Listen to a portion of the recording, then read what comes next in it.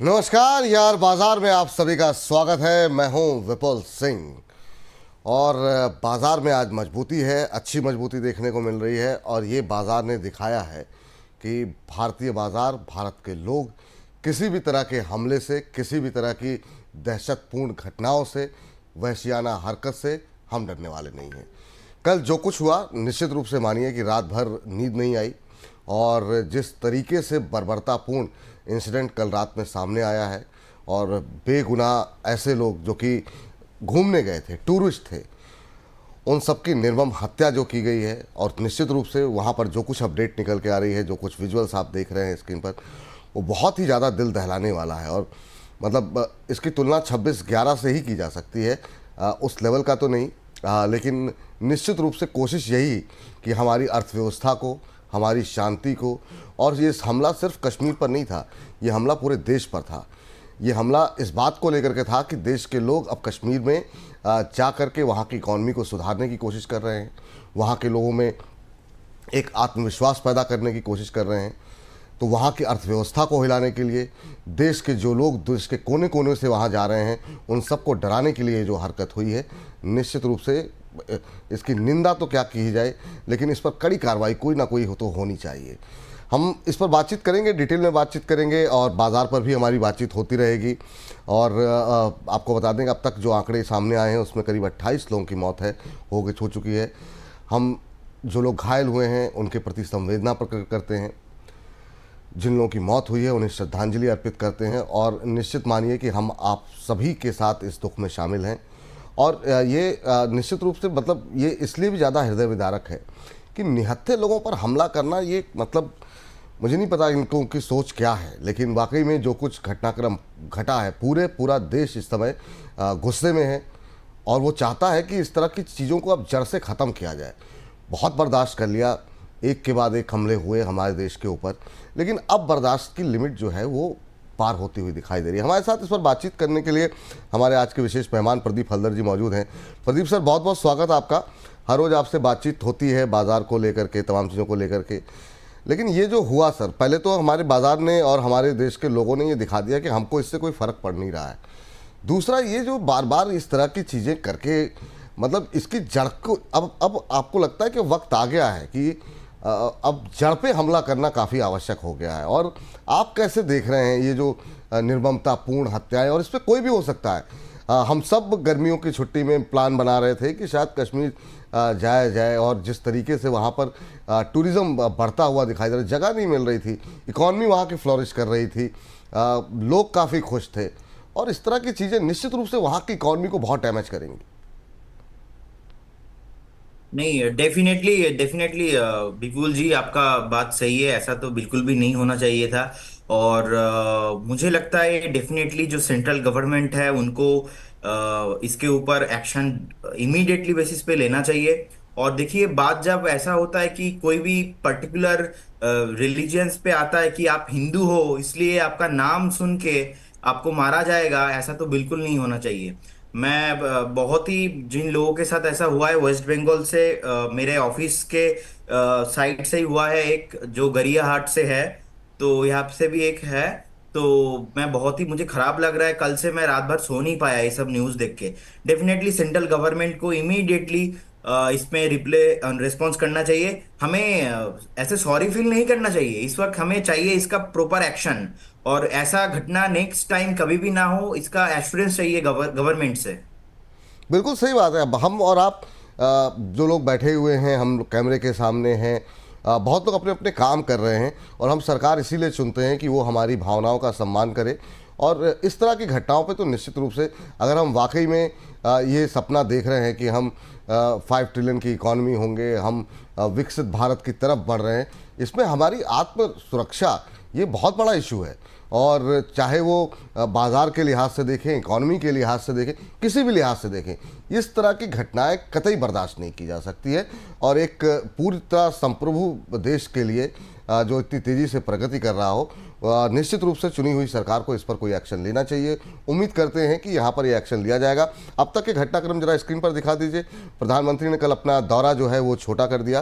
प्रधानमंत्री विदेश के दौरे पर थे, और वहाँ पर कल देर रात प्रधानमंत्री की भारत में वापसी हुई है। 28 लोगों की मौत हुई है अब तक। आपको बता दें, जो अपडेट आई है उसके मुताबिक आतंकियों ने बाकायदा टारगेट करके, रिलीजन पूछ करके, नाम पूछ करके निहत्थे लोगों को जो है अपने निशाने पर लिया है आतंकियों की तरफ से। मृतकों में ज़्यादातर पर्यटक लोग ही शामिल थे, जिसमें कि 2 विदेशी लोग भी थे और 2 स्थानीय लोग भी वहाँ पर थे। बाकी ज़्यादातर देश के अन्य अन्य हिस्सों से लोग जा गए थे वहाँ पर पर्यटन के लिए। और ये 2019 के पुलवामा अटैक के बाद घाटी में सबसे घातक हमला है। वो हमला सेना के ऊपर किया गया था और ये निहत्थे लोगों पर हमला किया गया है। वहाँ पर भी इसी तरह की कायराना हरकत हुई थी, जब सोते हुए सेना के जवानों के ऊपर हमला किया गया था। और यहाँ तो निहत्थे परिवार के साथ घूमने के लिए गए हुए लोगों के ऊपर हमला किया गया है। सऊदी अरब का दौरा बीच में ही छोड़ करके प्रधानमंत्री कल देर रात दिल्ली लौट चुके हैं और एयरपोर्ट पर ही उन्होंने जो है वहाँ पर जो है बैठक भी ली। आतंकी हमले के पीछे पाकिस्तानी और स्थानीय आतंकियों का हाथ बताया जा रहा है। अभी तक जो सोर्सेस के हवाले से खबर निकल करके आ रही है, सूत्रों के हवाले से, इस पर थोड़ी देर में मुझे लगता है कि प्रेस ब्रीफिंग होगी। एग्जैक्ट नंबर कितने हैं और क्या इस पर जानकारी है। NSA डोभाल और विदेश मंत्री जयशंकर ने एयरपोर्ट पर ही मीटिंग ली, प्रधानमंत्री ने वहाँ पर, और वहीं पर उनको ब्रीफ किया गया इसके बारे में। और आज सुबह से बैठकों का दौर चल रहा है। हाई लेवल की मीटिंग जो है वो लगातार सुबह से ही हम देख रहे हैं कि चल रही है। थोड़ी देर में कैबिनेट की बैठक भी होने वाली है। प्रधानमंत्री ने स्पष्ट रूप से इस बात को लेकर के ये इस मैसेज दिया है कि जो भी आतंकी भी हैं, जिन्होंने भी इस घटना को अंजाम दिया है, उनको बख्शा नहीं जाएगा। कल आपको बता दें, गृह मंत्री पहले ही जो है हमले के बाद जो है वो श्रीनगर पहुंच चुके हैं और वहां पर जाकर के उन्होंने वहां पर अधिकारियों के साथ बैठक करके वहां की स्थिति का जायज़ा लिया है। सुरक्षा बलों ने इलाके को घेर करके एक बड़ा ऑपरेशन जो है इसको लेकर के शुरू कर दिया है। और ये अब तक के अपडेट्स से आप लोगों के सामने जो है हम बता रहे हैं क्या कुछ घटनाक्रम रहा है। स्थानीय प्रशासन ने भी श्रीनगर में इमरजेंसी कंट्रोल रूम बताया गया बना करके वहाँ पर जो है जांच की जा रही है। ये वो हेल्पलाइन नंबर है, देश भर से जो लोग गए हुए हैं उनके परिवारजन अगर नहीं मिल रहे हैं या उनको कोई सूचना नहीं मिल रही है, ये टेलीफोन नंबर्स हैं, हेल्पलाइन नंबर 019424575543। इस पर आप फ़ोन करके जो है जानकारी ले सकते हैं अपने परिवारजनों के बारे में। अगर आपके कोई मित्र, अगर आपके परिवार के लोग वहाँ पर फंसे हैं और उनसे संपर्क नहीं हो पा रहा है, तो आप उनसे संपर्क करने की कोशिश इन नंबर पर जो है कर सकते हैं। इसके अलावा एयर इंडिया और इंडिगो ने श्रीनगर से अतिरिक्त उड़ानें शुरू कर दी हैं, क्योंकि काफ़ी बड़ी संख्या में लोग वहाँ से पर्यटन के लिए जो लोग गए हैं वो वापस आना चाह रहे हैं। तो एयर इंडिया और इंडिगो की तरफ से ये अतिरिक्त जो है विमानें जो हैं वो शुरू कर दी गई। श्रीनगर से दिल्ली और मुंबई के लिए 4 अतिरिक्त उड़ानें जो है वो निर्धारित की गई हैं, ताकि जो लोग वहाँ फंसे हुए हैं और जो लोग निकलना चाह रहे हैं वो जल्दी से जल्दी वापस आ सके, क्योंकि एक दहशत का माहौल, एक डर का माहौल निश्चित रूप से जो है इस समय कश्मीर के अंदर इस समय जो लोग मौजूद हैं, खासतौर से जो पर्यटक हैं, वो उनके मन में है। और वहाँ पे जो स्थानीय लोग हैं वो लोग भी काफ़ी इस बात से दुखी है, क्योंकि उनका जो रोज़गार है, उनकी जो इकॉनमी है, उनकी पूरी अर्थव्यवस्था जो है वो पर्यटन पर चलती है। और इस घटना के बाद निश्चित रूप से पर्यटन उद्योग को एक बड़ा झटका लग सकता है, क्योंकि जिस तरीके का डर फैलाने की कोशिश की गई और डर लोगों के अंदर देखने को मिल रहा है, क्योंकि आराम से परिवार के साथ जो लोग घूमने गए थे उनको जो है निशाना बनाया गया। इस पर जो भी अपडेट्स आएगी लगातार आपको बोनस पे हम देते रहेंगे। और अब जरा थोड़ा बाजार पर भी हम नज़र हमारी रहेगी, तो आप लोग लगातार बोनस के साथ बने रहिए। किसी भी तरह की जो भी नई अपडेट्स आती रहेंगी हम आपको अपडेट देते रहेंगे। लेकिन इन सब के बीच में आज बाजार बिल्कुल डरा नहीं, और बाजार में हम देख रहे हैं, हालांकि ऊपरी स्तरों से थोड़ा फिसला जरूर है जिस तरह की ओपनिंग हुई थी, लेकिन वो लगातार बाइंग जिस तरीके से देखने को मिल रही थी। और कल हमने आपको बताया था 24,350 एक ऐसा लेवल है जो कि जहाँ पर आकर के बाजार ठहर सकता है, रुक सकता है, वहाँ पर एक जो है रेजिस्टेंस लेवल देखने को मिल सकता है, क्योंकि लगातार बाजार में जो है वो एक तेज़ी देखने को मिल रही थी। और वही हुआ है 24,359 का हाई लगाने के बाद जो है निफ्टी जो है थोड़ा हल्का होता हुआ अभी भी 80 अंकों की मजबूती है। 24,348 का स्तर देखने को मिल रहा है। अभी अगर हम देखें तो एडवांस डिक्लाइन रेशियो में गिरने वाले शेयरों की संख्या अब ज़्यादा होती हुई 1405 शेयर ऐसे हैं जो कि गिर के कामकाज कर रहे हैं, और 1087 शेयरों में मजबूती इस समय देखने को मिल रही है। चलिए प्रदीप जी के पास चलते हैं। प्रदीप जी, लगातार बाइंग के बाद हम देख रहे हैं कि थोड़ी बहुत जो है ऊपरी स्तरों से प्रॉफिट बुकिंग देखने को मिल रही है, काफ़ी हद तक जायज़ भी है, लेकिन 80 अंकों की मजबूती अभी भी निफ्टी में। आपकी टिप्पणी क्या होगी पहली बाजार को लेकर के? देखिए विपुल जी, जब मार्केट नीचे आया था उस टाइम ने हमने बहुत बार बोला कि मार्केट में बॉटम बन चुका है। एंड उसके बाद लगातार मार्केट अभी 24,230 के आसपास ट्रेड हो रहा है। 24,000 जी थाउजेंड के ऊपर भी आ चुका है। देखिए 24,350 आपने एग्जैक्टली सही लेवल बताया कि 24,350 के आसपास एक रेसिस्टेंस है। अगर 350 के ऊपर मार्केट सस्टेन करेगा तो नेक्स्ट जो रेसिस्टेंस है 24,750, तो 24,750 तक जा सकता है। मैं मार्केट में लॉन्ग एंड एग्रेसिव तब तक रहूंगा जब तक 24,000 के ऊपर रहेगा, क्योंकि आई बिलीव लोअर साइड में 23,800 से लेके 24,000 एक सपोर्ट के रोल पे काम करेगा। हो सकता है कल को जाके ट्रम्प जी का कुछ XYZ नया कुछ रीजन आ जाएगा, एक कुछ और दुनिया में नया एक न्यूज आ जाएगा, तो उसके चलते अगर एक बार मार्केट में प्रॉफिट बुकिंग आता है तो उस केस में मेरा 23,800 एंड 24,000 इस बीच मेरा एक स्टॉप लॉस रहेगा। क्योंकि आई बिलीव मैं हमेशा लेवल टू लेवल चलता हूं and according to technical level मुझे जो अभी समझ में आ रहा है मार्केट में डेफिनेटली एक प्रॉफिट बुकिंग एक्सपेक्टेड है। तो 24,000 के नीचे मैं फिर से अगर कोई शॉर्ट पोजीशन बनाना हो, अगर कुछ प्रॉफिट बुकिंग करना हो, मैं सोचूंगा। लेकिन फिलहाल अभी आज के लिए ठीक ठाक लग रहा है, लेकिन हायर साइड में भी अभी प्रेशर है 24,350। लेकिन इस केस में अगर हम बैंक निफ्टी देखेंगे, बैंक निफ्टी ज्यादा स्ट्रांग है। फिलहाल आज तो थोड़ा 250 पॉइंट के आसपास नीचे आ चुका है, लेकिन बैंक निफ्टी के अगर हम वीकली चार्ट भी देखेंगे बहुत अभी ऊपर आ चुका है, तो इसीलिए बैंक निफ्टी को भी थोड़ा अपना जो है शॉर्ट आना है नीचे। तो मुझे लगता है इस केस में बैंक निफ्टी को अभी फिर से एक बार नीचे जाना है, वो 55,000 के आसपास एंड 54,800 के आसपास एक बार फिर से आ सकता है।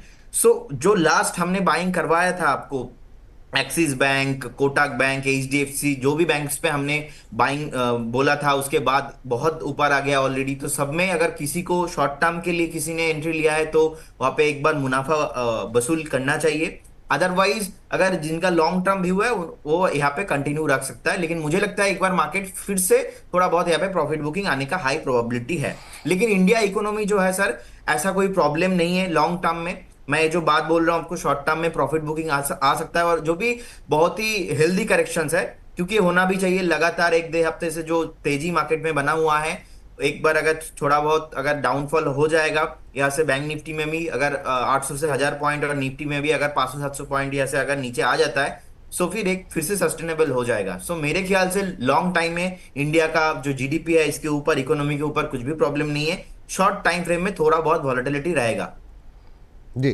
सर, हमारे कुछ एक दर्शक हैं, एक दर्शक जानना चाह रहे हैं JNK बैंक का फ्यूचर। वो कह रहे हैं कि कल के अटैक के बाद जो है क्या फ्यूचर है JNK बैंक का। कह रहे हैं सर प्लीज से about JNK bank, buying price 106 after terrorist attack, what is the future of JNK bank. Uh, जी सर। मुझे लगता है कि हाँ, देखिए 8% उसी न्यूज के कारण नीचे नीचे है, तो मुझे लगता है उनको 102 के एक स्टॉप लॉस मेंटेन करना चाहिए। 102 पे एक सपोर्ट है, अगर वो सपोर्ट ब्रेक हो जाता है तो उनको निकलना चाहिए फिलहाल इस टाइम के लिए। और अगर फिर से एक बार जैसे कि 110 के ऊपर सस्टेन करता है तो उस बार हम एक बार देखेंगे, उसके बाद एक बार बाइंग अपॉर्चुनिटी आएगा। लेकिन फिलहाल 102 में उनको एक स्टॉप लॉस मेंटेन करना चाहिए, इफ उनका बाइंग अगर 106 में है तो। 102 के नीचे एक स्टॉप लॉस लगा लीजिए। 102 के नीचे जाए, एक बार के लिए निकल जाइए सर। हालांकि ये सब चीज़ें रिकवर हो जाएंगी, लेकिन फिलहाल के लिए जो शॉर्ट टर्म रिएक्शन है उसको देखते हुए आप 102 का एक स्टॉप लॉस लगा लीजिए, वो आपके लिए ज़्यादा बेहतर रहेगा। चलिए, कुछ एक रिजल्ट्स आए हैं, खासतौर से HCL टेक के रिजल्ट्स पर नज़र डालते हैं। सर, जिस तरीके से हम देख रहे थे IT को लेकर के नतीजे आ रहे थे, उसके लिहाज से अगर हम देखें तो यहाँ पर रिजल्ट्स उम्मीद के मुताबिक या उम्मीद से थोड़े बेहतर ही कह सकते हैं। मुनाफे में अगर हम देखें तो पिछले साल के मुकाबले ज़रूर जो है 6% के आसपास की गिरावट देखने को मिली है मुनाफे के अंदर। लेकिन अगर हम चलिए वहीं EBITDA की अगर बात करें तो उसमें हम देख रहे हैं करीब 6.5% के आसपास की गिरावट देखने को मिली है। EBITDA मार्जिन जो है 1.5% के आसपास घटता हुआ दिखाई दिया है। लेकिन Q-on-Q बेसिस पे देखें तो नतीजे जो है वो TCS के उम्मीद से बेहतर दिखाई दे रहे हैं। और ख़ासतौर से जिस माहौल में बाकी IT कंपनियों के नतीजे रहे हैं, उसमें HCL के रिजल्ट्स के बाद आज हम IT कंपनियों में जिस तरीके से मजबूती देख रहे हैं, आप कैसे देख रहे हैं HCL टेक को? आज 6% की मजबूती HCL टेक के शेयर में देखने को मिल रही है। Sir, result already actually discounted है प्राइस में, क्योंकि जिस तरीके से निफ्टी IT इंडेक्स ने ओवरऑल इंडेक्स में नीचे गिरा है, ओवरऑल आप टॉप से देखेंगे नियर अबाउट 30% टॉप से डाउन हो गया रिसेंटली, बहुत ही शॉर्ट टाइम फ्रेम में। सो मुझे HCL टेक बहुत ही अच्छा लगता है चार्ट में, और चार्ट में वीकली चार्ट में डबल बॉटम बनाया तो डबल बॉटम बनाने के बाद अभी फिर से ऊपर आ रहा है।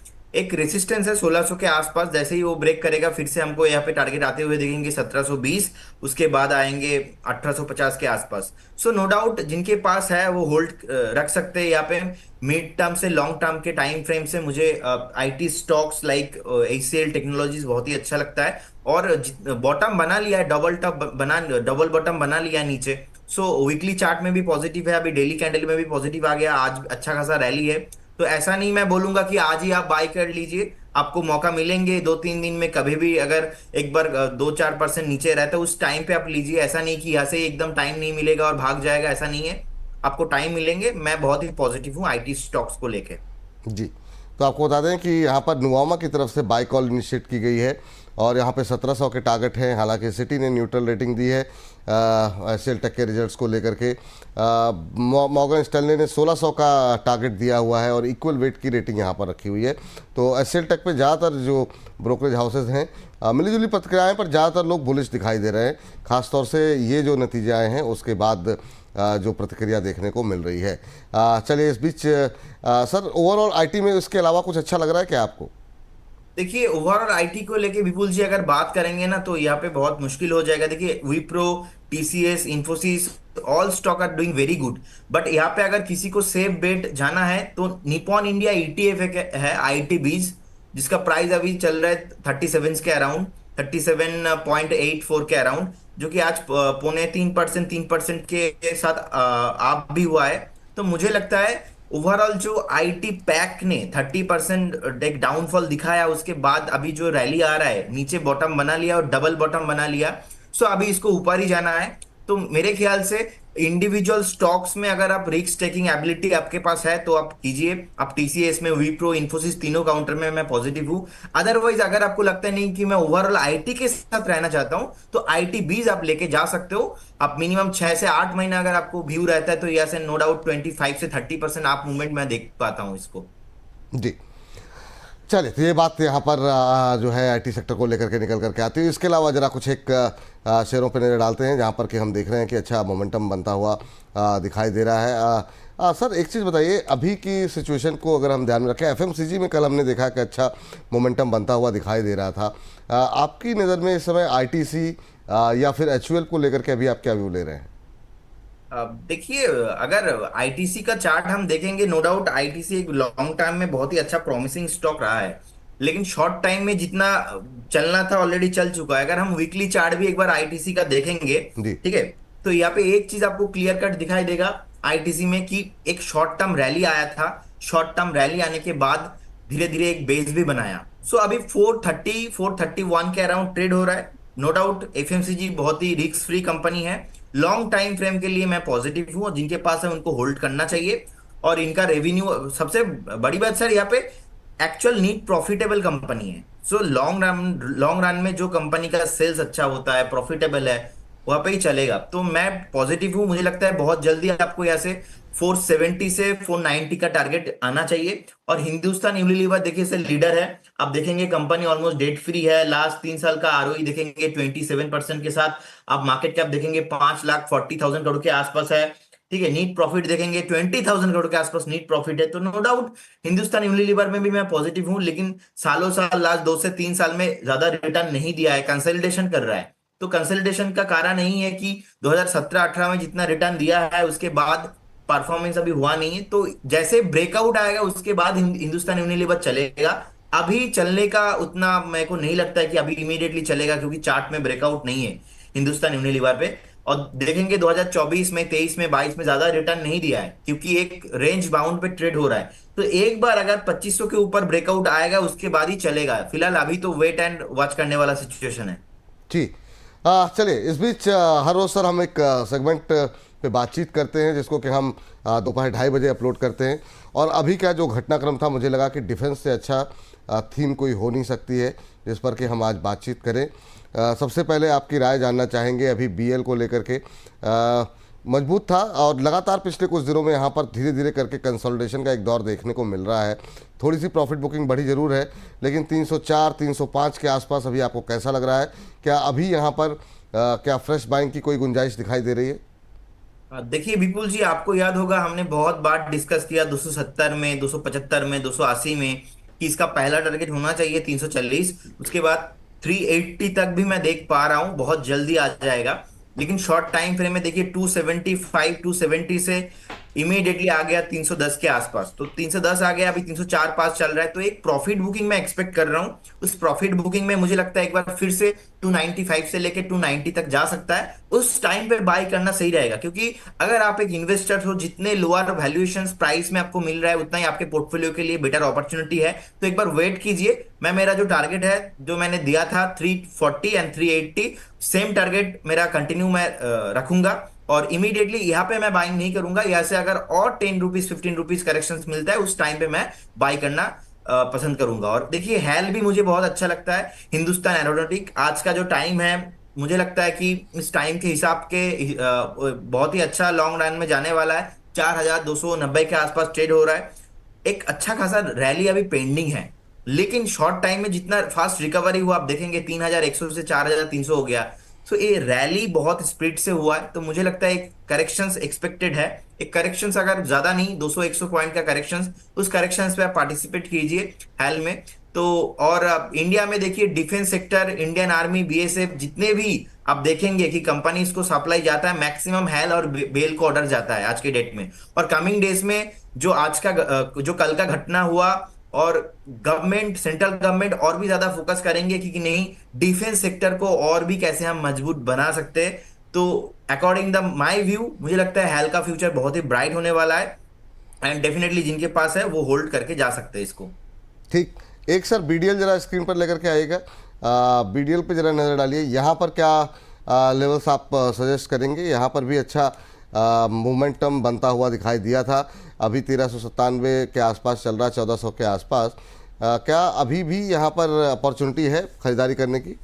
देखिए बीडीएल ना ऑलरेडी डबल बॉटम बना के ऊपर में एक टॉप भी बना दिया already. So as per the chart मुझे लगता है एक बार फिर से आपको 1360 से लेके 1350 का लेवल बहुत जल्दी मिलेगा। उस टाइम पे आपको एक बार री एंट्री करना चाहिए। लेकिन जिनके पास है वो होल्ड रखिए। मेरे को लगता है एक बार बहुत जल्दी 6 से 8 महीने में आपको 1700 से 1800 का भाव भी मिलने लगेंगे यहाँ पे। तो एक बार होल्ड कीजिए। लेकिन एंट्री लेना है अगर फिर से किसी को, तो 1360 से लेके 1350 के लेवल में। ठीक। एक कंपनी आप आपसे जानना चाहेंगे यहाँ पर डिफेंस में, डेटा पैटर्न करके है सर। यहाँ पर आज 2.25% के आसपास की गिरावट ज़रूर देखने को मिल रही है, लेकिन एक महीने में ज़रा इस पर आप नज़र डालिए, 20% से ज़्यादा की रैली आ चुकी है डेटा पैटर्न्स पे। 2092 के आसपास अभी चलती हुई दिखाई दे रही है। अच्छा मोमेंटम रहा है। क्या ये समय प्रॉफिट बुक करने का है, या अभी आपको लगता है ठीक है एक रैली के बाद थोड़ा सा प्रॉफिट बुकिंग ज़रूर है? अभी क्या फ्रेश बाइंग की कोई गुंजाइश है क्या?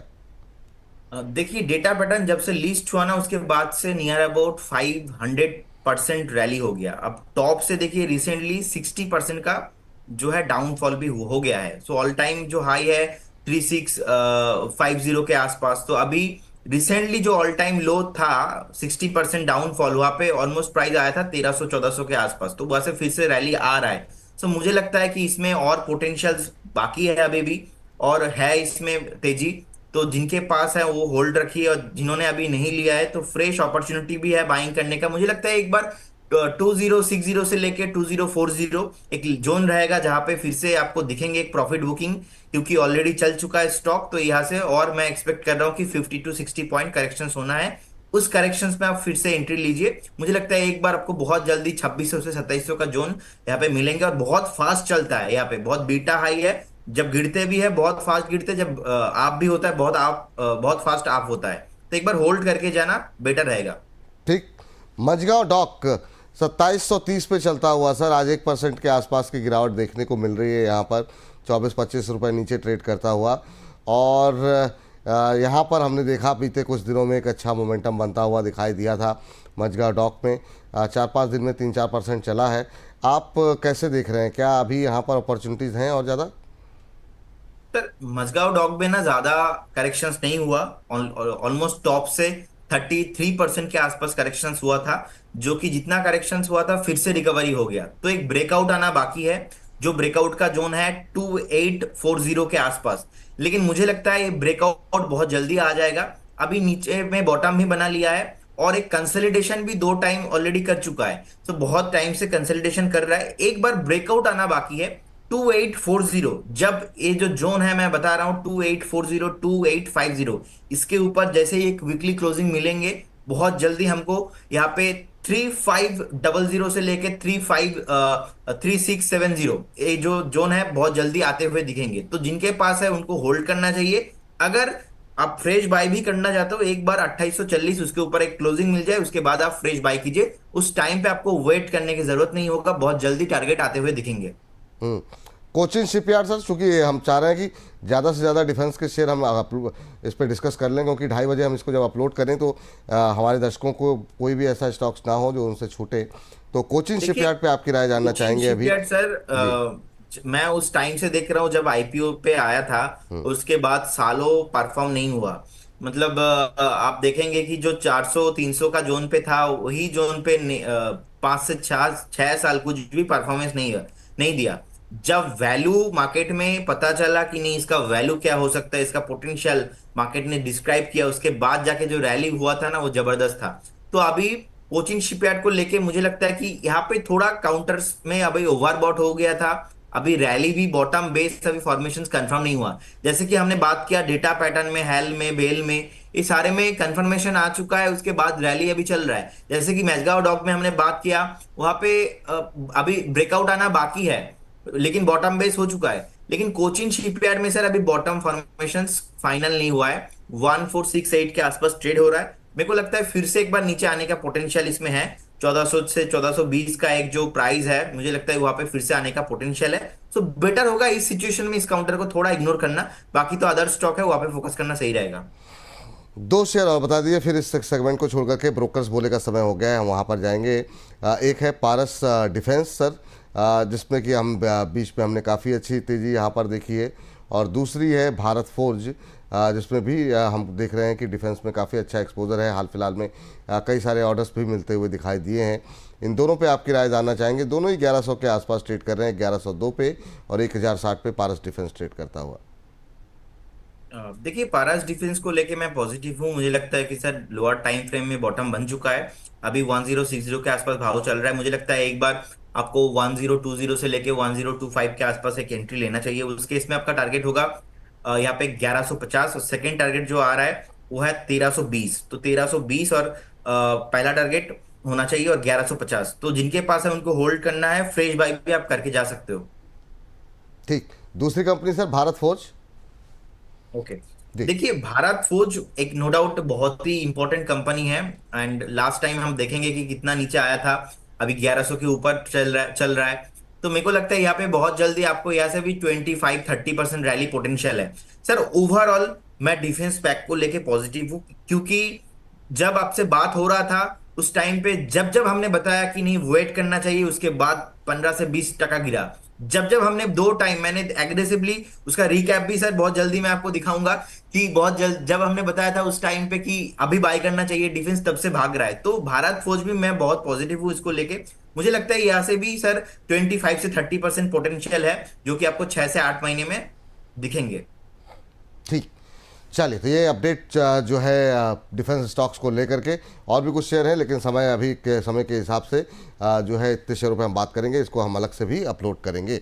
और इन सब के बीच में आपको बता दें कि कुछ एक अपडेट्स जो आ रही है, कि इस तरह की भी अपडेट्स आ रही है कि जो आतंकी हमला हुआ है उसमें आतंकियों के ने जो हेलमेट पहन रखा था उसमें कैमरे लगे हुए थे, और वो बाकायदा इस घटना की को रिकॉर्ड भी उन्होंने बाकायदा इस पूरे हमले का वीडियो रिकॉर्ड किया है। तो ये इस तरह की जघन्य घटना, वाकई में क्या ही कहा जाए इस बात को लेकर के।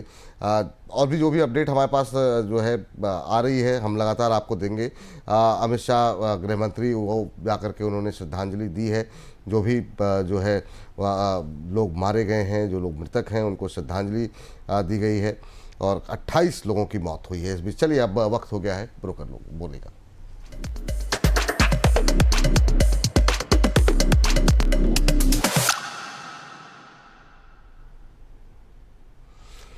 चलिए, ब्रोकर बोले हमारा विशेष सेगमेंट है जिसमें कि तमाम ब्रोकर्स क्या खरीदारी कर रहे हैं, क्या बेच रहे हैं, या फिर उनकी रिकमेंडेशंस क्या आ रही हैं, चाहे वो हमारे घरेलू बड़े ब्रोकर्स हों या फिर विदेश के बड़े नाम हों। एक एक करके उन पर बातचीत करते हैं और तमाम रिपोर्ट्स को खंगालने के बाद 3-4 शेयरों पे ही हम बात करते हैं। तो उन 3-4 शेयरों पे आपको नज़र रखनी चाहिए। हर्ष के पास चलते हैं। हर्ष, बताइए। सबसे पहला जो स्टॉक है वो है एचसीएल टेक। तो एचसीएल टेक में नुमामा की रिपोर्ट आई है, यहाँ पर खरीदारी की सलाह दी है यहाँ पर, और जो टारगेट है 1700 रुपये का दिया है। अब इन्होंने अपनी रिपोर्ट में क्या कहा है कि इनका कहना है कि जो Q4 के जो नंबर्स रहे हैं वो उम्मीद के मुताबिक ही रहे हैं, और साथ ही जो कांस्टेंट करेंसी रेवेन्यू है वो डाउन हुआ है 0.8%, लेकिन ये भी इनलाइन है, तो इसलिए ये इस चीज़ को पॉजिटिव मान रहे हैं। साथ ही इनका कहना है जो टोटल कॉन्ट्रैक्ट वैल्यू है इस जो Q4 में रही है वो काफ़ी स्ट्रॉन्ग देखने को मिली है। और साथ ही मैनेजमेंट का ये भी कहना है कि जो अभी आने वाले दिनों में जो इन्वायरमेंट है वो अनसर्टेन है, तो इसलिए ये जो यहाँ पे जो नुमामा की जो रिपोर्ट आई है वो मान के चल रही है कि आने वाला जो क्वार्टर है थोड़ा सा इसमें दबाव देखने को मिल सकते हैं। इसके अलावा जो अपॉर्चुनिटीज़ हैं वो भी यहाँ पे देखने को मिल रही है, लेकिन जो एबिट मार्जिन गाइडेंस है उसमें यहाँ पे एचसीएल टेक ने कोई बदलाव नहीं किया है, और 18 to 19% जो है वो फोरकास्ट रखा है, जो कि वो भी इनलाइन मान के चल रहे हैं। ठीक, तो यहाँ पे 1700 तक के टारगेट। सर, एचसीएल टेक पे अभी हम थोड़ी देर पहले बात कर रहे थे नतीजों को लेकर के। नुमामा की रिपोर्ट जो है 1700 के टारगेट दे रही है। एक बार फिर से, जो कि इस सेगमेंट को भी हम अलग से दर्शकों के लिए अपलोड करते हैं, आपकी राय जानना चाहेंगे एचसीएल टेक पे। नो डाउट मैं एचसीएल टेक्नोलॉजी को लेके बहुत ही पॉजिटिव हूँ। 4,27,000 करोड़ के आसपास मार्केट कैप है, 17,000 करोड़ के आसपास नीट प्रॉफिट है, डेट फ्री कंपनी है। और टेक्निकल में भी हम बात करेंगे, अगर देखेंगे कि लोअर टाइम फ्रेम में ऑलरेडी डबल बॉटम बन चुका है, तो डबल बॉटम बनने के बाद का जो रैली है, एक जो बाइंग है कंटिन्यू होने वाला है। और मुझे लगता है एक बार 1700 पहला टारगेट होना चाहिए, और सेकंड 1700 के ऊपर भी मेरा टारगेट है। मुझे लगता है एक बार 1850 तक बहुत जल्दी हमें एचसीएल टेक्नोलॉजी पे आते हुए दिखेंगे। इन केस में एक स्टॉप लॉस भी मेंटेन करना चाहिए, वो है 1450 स्टॉप लॉस रहेगा, और मैं इसमें लॉन्ग करने के लिए रेडी हूं। ठीक, चलिए अगली कंपनी के लिए हर्ष। बिल्कुल सर, अगली कंपनी है एनटीपीसी ग्रीन। तो एनटीपीसी ग्रीन की हम लोग बात करें तो यहाँ पर जो वेंचुरा सिक्योरिटीज़ की यहाँ पर रिपोर्ट आई है और 150 का टारगेट दिया है, और यहाँ पर कॉल को लेकर थोड़ा सा चेंज हो गया, बाइक की खरीदारी, और 1500 रुपये का टारगेट दिया है यहाँ पर। तो ये जो नीचे का टारगेट है इसको हम लोग चेंज करते हैं, 150 रुपये का टारगेट है। अभी 102-103 के आसपास ये जो है स्टॉक जो है ट्रेड कर रहा है यहाँ पर।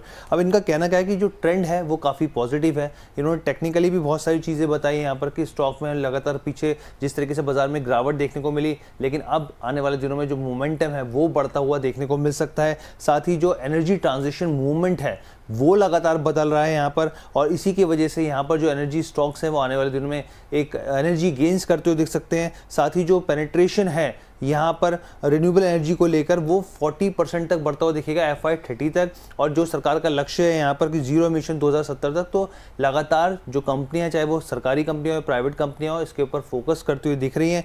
और ट्रांसमिशन चार्जेस हैं वो घटेंगे आने वाले दिनों में, साथ ही स्टोरेज कॉस्ट घटेगी जिसका फ़ायदा कंपनी को मिलेगा, और जो ग्रीन हाइड्रोजन पर जो ट्रांजिशन मूड जाता हुआ दिख रहा है वो भी एक बेनिफिशियल रहेगा इस कंपनी के लिए। ठीक, एनटीपीसी ग्रीन जब से जिसका लिस्ट हुई है कंपनी, तब से हम लगातार इस पर बातचीत कर रहे हैं। सर, आपकी सलाह क्या रहेगी एनटीपीसी ग्रीन को लेकर के? बहुत ज़्यादा चार्ट्स अवेलेबल नहीं होंगे आपके पास, लेकिन जो भी चार्ट्स अवेलेबल हैं उस पर आपकी टिप्पणी क्या होगी? देखिए, लिस्ट होने के बाद तो 150 तक रैली हुआ था, लेकिन उसके बाद जितने बुरे तरीके से नीचे आया, ये बहुत ही एक सोचने वाली बात है कि यहाँ पे हम क्या करें अभी। तो देखिए, लोअर टाइम फ्रेम में बॉटम ऑलरेडी बना चुका है, 85-90 का एक जोन है, स्ट्रॉन्ग सपोर्ट है, अभी 108 के आसपास ट्रेड हो रहा है। मुझे लगता है कि यहाँ पे अगर आप बाई करके जाना चाहते हो, definitely green energy theme next चलेंगे, तो इसके लिए रिस्की स्टॉक भी है, लेकिन मुझे एक स्टॉप लॉस मेंटेन करना है, वो है 100 का। अगर 100 के नीचे चला जाता है उस टाइम पे मैं स्टॉक के साथ नहीं रहूंगा। अगर 100 के ऊपर रहता है तो उस केस में मैं स्टॉक के साथ रहूंगा। तो उस केस में मेरा पहला टारगेट जो होगा ना 118, और सेकंड जो टारगेट रहेगा 128। सो 118 और 128 टारगेट मेरा, दोनों टारगेट के लिए मैं इसमें बाइंग करूंगा। और सर, मैं आईपीओ जब आता है उसके बाद ना हमेशा आईपीओ हाई स्ट्रैटेजी मेंटेन करता हूं। जब हाई था ऑलमोस्ट, उसके ऊपर सस्टेन करेगा तो उसके बाद ही मैं इसमें ज्यादा बुलिश रहूंगा। मतलब ऑलमोस्ट 130 के ऊपर क्लोजिंग आएगा, उसके बाद यहाँ पे लंबे टाइम फ्रेम के लिए सही हो जाएगा। लेकिन फिलहाल अभी भी थोड़ा चार्ट में मुश्किल है, लेकिन इतना नीचे आया है तो इस वजह से मैं इसमें एंट्री ले सकता हूं, क्योंकि रिस्क जो रिटर्न रिवार्ड है वो बहुत ही फेवरेबल आ रहा है। तो 100 का एक स्टॉप लॉस मेंटेन करना है। ठीक, चलिए आज की आखिरी कंपनी के लिए चलते हैं हर्ष के पास। हर्ष बताइए। सर लास्ट 2 कंपनियां तो हम एक लेंगे। नहीं आप दोनों बता दीजिए। ठीक है, एयू फाइनेंस बैंक की बात करते हैं, स्मॉल फाइनेंस बैंक की। यहाँ पर मॉर्गन स्टैनली की रिपोर्ट है, ओवरवेट की सलाह है, 750 रुपए का टारगेट इन्होंने दिया है। अब यहाँ पे इनका कहना है कि हाई इंटरेस्ट रेट जो थे उसके बावजूद यहाँ पर जो रिटर्न ऑन एसेट है वो 1.5% यहाँ पर डिलीवर किया है यहाँ पे, तो एक अच्छी चीज़ है। यहाँ पे लिक्विडिटी जो है वो काफ़ी टाइट थी तो इस वजह से दबाव देखने को मिला, लेकिन एसेट क्वालिटी पे भी स्ट्रेस देखने को मिल रहा है यहाँ पर। लेकिन जो रिटर्न ऑन एसेट है इसको लेके काफ़ी बुलिश और आने वाले 2 सालों में भी ये एक्सपेंड करता हुआ दिखेगा। यहाँ पे मॉर्गन स्टैनली का साफ तौर पे कहना है रेट रिसाइकिल होंगे तो फिर यहाँ पर माइक्रो फाइनेंस इंस्टीट्यूशन में जिस तरीके से एसेट क्वालिटी है उसमें सुधार देखने को आने वाले दिनों में मिल सकता है। और यहाँ पर ये इनका कहना है कि हम लोग स्टॉक को लेके मान के चल रहे हैं, एक अच्छी रेंज आने वाले दिनों में दिखा सकता है। ठीक, अगली कंपनी कौन सी होगी? हेवल्स की बात कर लेते हैं। यहाँ पर जेपी मॉर्गन की यहाँ पर रिपोर्ट आई है, न्यूट्रल की सलाह, 1700 रुपए का इन्होंने टारगेट दिया है यहाँ पर। और यहाँ पर इनका कहना है कि मार्जिन परफॉर्मेंस के चलते यहाँ पर एक स्थिति Q4 में ठीक ठाक रही है, एस्टिमेट के मुताबिक रही है। यहाँ पे नियर टर्म में जो डिमांड है वो आउटलुक थोड़ा सा कॉशियस रह के स्थिति देखने को मिल सकती है। साथ ही जो केबल्स और लॉयड है यहाँ पर वो बेटर देन एक्सपेक्टेड नंबर्स उन्होंने रेवेन्यू के हिसाब से यहाँ पे परफॉर्म किए हैं। मीडियम टर्म में जो मैनेजमेंट है वो थोड़ा कॉशियस रह सकता है। साथ ही एसी की बात करें, रेफ्रिजरेटर की बात करें, वॉशिंग मशीन सेगमेंट की बात करें तो यहाँ पर थोड़ा सा यहाँ पे अपस्केल करने के लिए इन्वेस्टमेंट बढ़ाना पड़ेगा।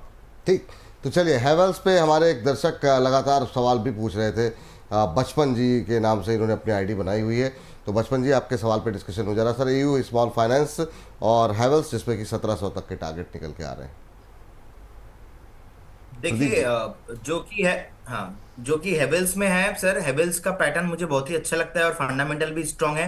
लास्ट टाइम 2020 में भी एक सेम पैटर्न बनाया था, अभी भी सर सेम पैटर्न ही बना रहा है। सो एग्जैक्टली हमेशा एक सैंडविच पैटर्न बनाता है वीकली चार्ट में, उसके बाद बाउंस बैक करता है। तो बेसिकली मुझे लगता है कि अभी जिनके पास है उनको होल्ड करना चाहिए, फ्रेश भी बाई आप करके जा सकते हो। उस केस में आपका पहला टारगेट होगा 1774, सेकंड टारगेट होने वाला है 2050। तो definitely next medium short to medium term के लिए मैं बाई करना पसंद करूंगा हैवेल्स इंडिया को। और एयूएम स्मॉल फाइनेंस में जो आज का रैली आया है तो मुझे लगता है 2-1 दिन में रैली कंटिन्यू हो सकता है। जो टारगेट निकल के आ रहा है वो है 680 का, तो मुझे लगता है 680 जो अभी रैली है इस रैली को कंटिन्यू होना चाहिए। और जिस तरीके से वॉल्यूम भी आया है तो मुझे लगता है एक बार 680 पहला टारगेट होना चाहिए। लेकिन 680 685 में सर एक रेजिस्टेंस है, एक डे क्लोजिंग चाहिए इसके ऊपर। जैसे ही डे क्लोजिंग मिलेगा उस केस में एक बार 740 तक जाता हुआ दिखेंगे। तो दोनों काउंटर में मैं पॉजिटिवली हूँ। ठीक, चलिए इसी के साथ इस सेगमेंट को समाप्त करते हैं। हर्ष बहुत बहुत शुक्रिया, बहुत बहुत धन्यवाद आज की इस चर्चा में जुड़ने के लिए और तमाम शेयरों पर बातचीत करने के लिए।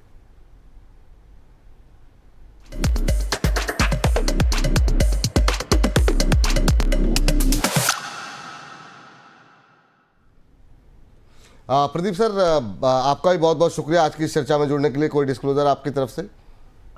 थैंक यू सर जो भी स्टॉक में मैंने बात किया ड्यूरिंग द सेशंस, कोई भी स्टॉक में मेरा पर्सनल पोजीशन नहीं है। And investment in securities market subject to market risk. So kindly investors जो व्यूअर्स हमारे हैं एक बार आपके पर्सनल फाइनेंशियल एडवाइजर से सलाह लेके इन्वेस्ट कीजिए। Thank you sir. Thank you sir, बहुत बहुत धन्यवाद आपका, बहुत बहुत शुक्रिया। चलिए हमारे साथ एक और विशेष मेहमान जुड़ चुके हैं, बाजार को बहुत करीबी से लंबे दशकों से जो है वो देख रहे हैं, समझ रहे हैं। हमारे साथ देवेंद्र चौकसी सर जुड़ चुके हैं। देवेंद्र सर बहुत बहुत स्वागत आपका आज की इस चर्चा में। Thank you so much to invite me in this show. Devendra sir आज बाजार पे टिप्पणी से पहले जो कुछ कल घटनाक्रम घटा जिसको लेकर के आज पूरा देश न सिर्फ दुखी है बल्कि गुस्से में दिखाई दे रहा है। और निश्चित रूप से भारतीय बाजार ने काफ़ी मजबूती के साथ जो है हमने देखा कि बाजार पर कोई विशेष इसका प्रभाव नहीं पड़ा। लेकिन सर कैसे देख रहे हैं आप, मतलब एक पूरी तरह से एक इकॉनमी को तबाह करने की, जम्मू कश्मीर की जो थी उसको तबाह करने की कोशिश, निहत्थे लोगों पर गोली चलाना, नाम पूछ करके गोली चलाना, इतनी लंबे अरसे बाद हमने देखा अमन चैन देखने को मिल रहा था। पूरे देश से लोग जो है वहाँ पर टूरिज़्म के लिए जा रहे थे, वहाँ पे लोगों को इतना रोज़गार मिल रहा था, इतने काम मिल रहे थे कि बुकिंग नहीं मिल रही थी। ये जो कुछ हुआ कल कैसे देख रहे हैं सर? मतलब कल रात भर नींद नहीं आई सर इसको सुन करके, देख करके। विपुल, ये बहुत दुखद घटना है और बहुत दुख होता है कि जब भी किसी निर्दोष लोगों को आप हत्या करके मारते होते, बहुत दुख होता है वो चीज के ऊपर। मैं ऐसा समझता हूँ कि हर धर्म के अंदर आई थिंक जो अपने भगवान है वो हमेशा ऊपर से नजर रखते हैं, और जो गलत काम होता है वो गलत काम को भगवान कभी सहन नहीं करते हैं। तो ये जो निर्दोष लोगों को हत्या की गई है, मेरा ऐसा मानना है कि उसका जरूर भगवान के दरबार में जरूर उसका न्याय मिलेगा। और जिन्होंने ये कृत्य किया है उनके लिए बहुत शर्मजनक बात है, ये नहीं होना चाहिए था। फिर भी मैं मानता हूँ कि देश इतना बड़ा है, हम सब अच्छी कामना रख के चलते हैं, भगवान से प्रार्थना करते हैं कि जिनको अंदर सद्बुद्धि न हो उनको भी सद्बुद्धि मिले, और उनको भी आई थिंक एक अच्छी तरह से जीवन जीने का एक अवसर मिले, गलत काम ना करें। बस यही भगवान से हम प्रार्थना कर सकते जी, क्या ये वक्त आ गया है जब हम बात कर रहे हैं कि हम आगे चल कर के एक 5 ट्रिलियन की इकॉनमी बनेंगे, जब हम अपने आप को कहते हैं कि हम विकसित भारत बनाने की बात करेंगे, ऐसे में क्या हमको भी मतलब इसको लेकर के और ज़्यादा सख्त रवैया अपनाने की आवश्यकता है? जीरो टॉलरेंस की नीति अपनानी चाहिए? जो जड़ है जहाँ पर, अब उसे मतलब कितना बर्दाश्त करेंगे? हमने कितने अटैक्स देखे अभी 2019 में, इतने जवान हमारे शहीद हुए। 26/11 का हमला, आप मुंबई में रहते हैं, मुंबई में आपने देखा किस तरीके से बेकसूरों को, जो लोग होटल में थे, रेलवे स्टेशन पे थे, आकर के कुछ लोगों ने गोलियों से भून दिया। ये मतलब कहीं तो रुकना चाहिए सर। भारत की आर्मी, भारत के प्रधानमंत्री, भारत की गवर्नमेंट बहुत सक्षम है, और मुझे ऐसा बिल्कुल उसके अंदर कोई डाउट नहीं है कि आई थिंक उनका जवाब उनको मिलेगा। जिन्होंने कृत्य किया है, हमारे देश की सुरक्षा करने वाले हमारी जो आर्मी है, डेफिनेटली तैयारी करके उनको उसके जवाब दे सकती है। तो मैं इस विषय में ज़्यादा कुछ नहीं बोल पाऊंगा। इतना जरूर बोलूंगा कि ये देश प्रगति के मार्ग पे आगे चल रहा है।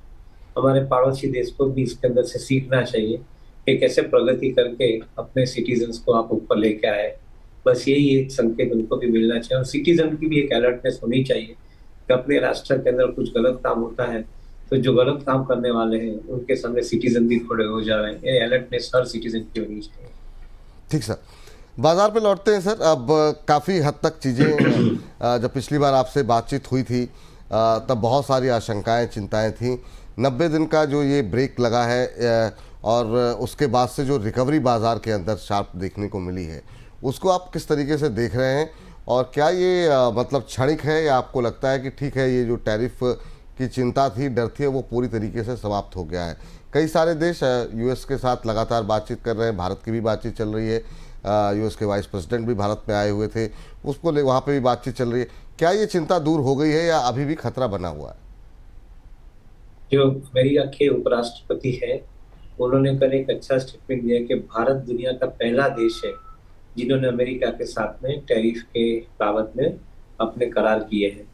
तो मैं ऐसा समझता हूँ कि हमारे देश के अंदर जो गवर्नमेंट है, जो प्रोएक्टिवनेस है, वो प्रोएक्टिवनेस के कारण हम दूसरे के मुकाबले काफी हद तक बेटर काम कर रहे हैं, ऐसा मेरा मानना है।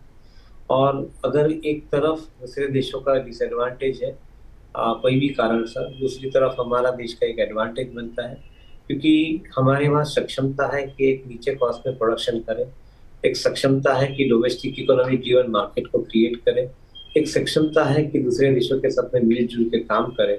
ये हमारे देश की सक्षमता है। तो मैं ऐसा समझता हूँ कि I think it is advantage India. ये एडवांटेज हमारे लिए परमानेंट लेना चाहिए, ऐसा मेरा मानना है। और एट द सेम टाइम जो हिसाब से आई थिंक हमने ये करार किए हैं, मैं ऐसा समझता हूँ कि अमेरिका और इंडिया दोनों को उसके अंदर फायदा है।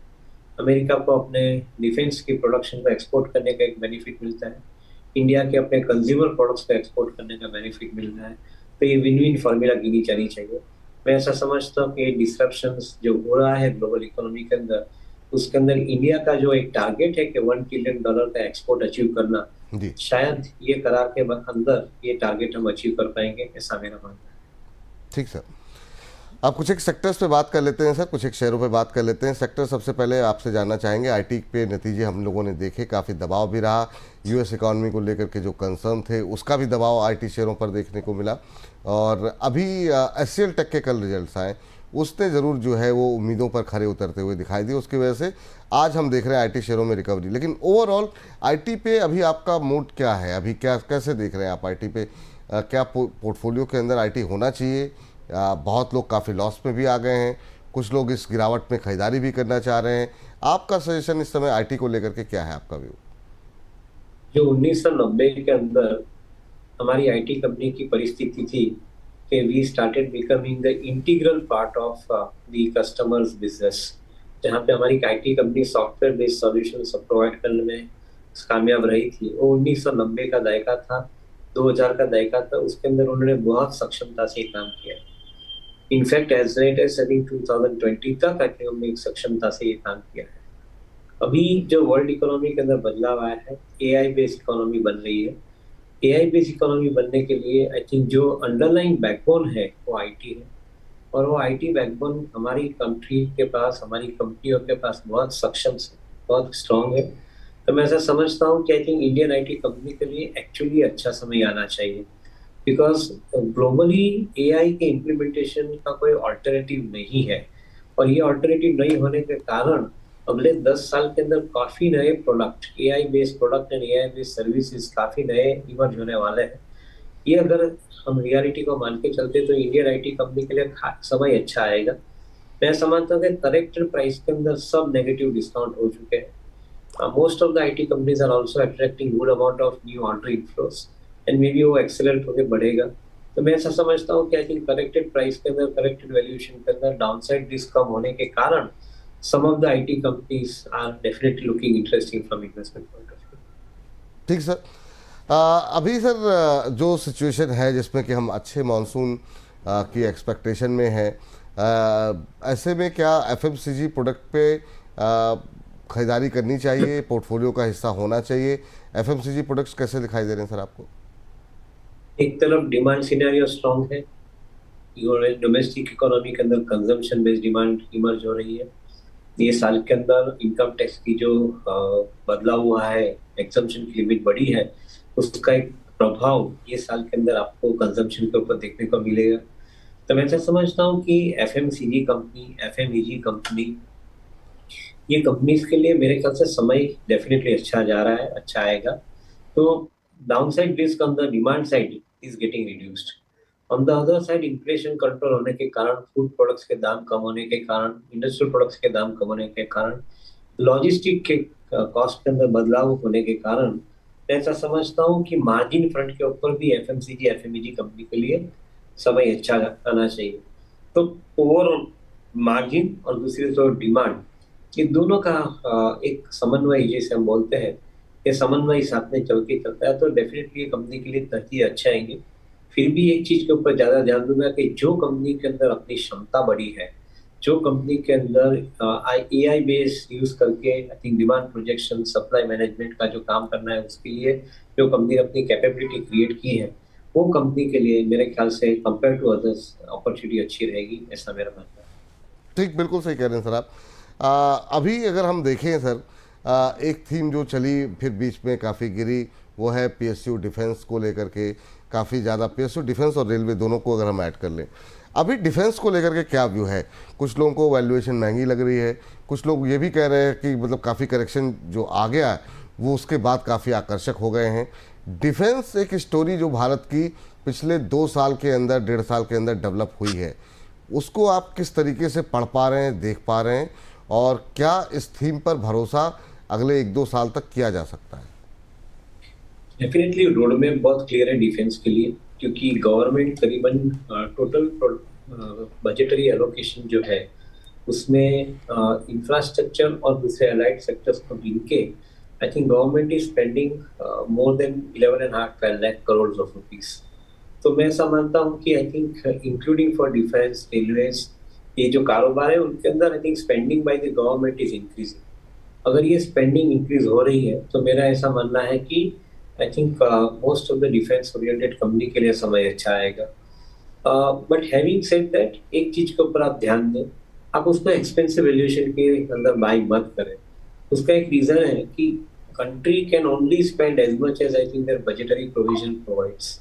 अगर बजटरी प्रोविजन के अंदर करीबन 10% का स्पेंडिंग का ग्रोथ बनता है और इकोनॉमी के अंदर ग्रोथ, आपका नॉमिनल जीडीपी ग्रोथ करीबन 10-11% का बनता है, तो आप कोई भी कंपनी का अर्निंग ग्रोथ है वो 15% से 17% के बीच में एवरेज पकड़ के चल सकते हैं ये ग्रोथ के ऊपर। अगर आप उसका पी वैल्यूएशन 60 टाइम 70 टाइम देंगे तो ये पनिशमेंट रहेगा। If the PE valuations are moderated somewhere around at 30 levels, तो ये आपका मार्जिन ऑफ सेफ्टी प्रोवाइड करता है, डाउन साइड प्रोटेक्ट करता है। तो मेरा ऐसा मानना है कि इन्वेस्टर को मोमेंटम में नहीं आना चाहिए, इन्वेस्टर को वैल्यूएशन के ऊपर भी ध्यान देना चाहिए।